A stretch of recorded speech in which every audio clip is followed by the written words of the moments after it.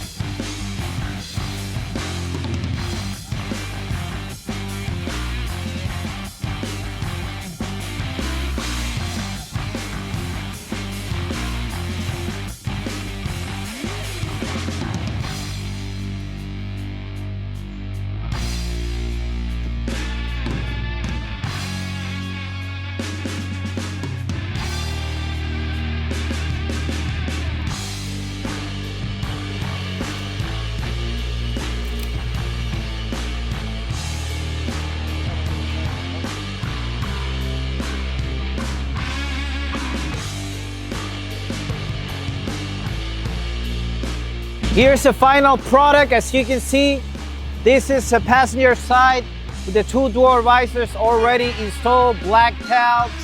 They look completely OEM style, flush, not bulky like some other brands out there. As you can see, TFP logo on it, perfect fitment. And let's see the driver's side now. So you can see here, it fits perfect here, completely flush.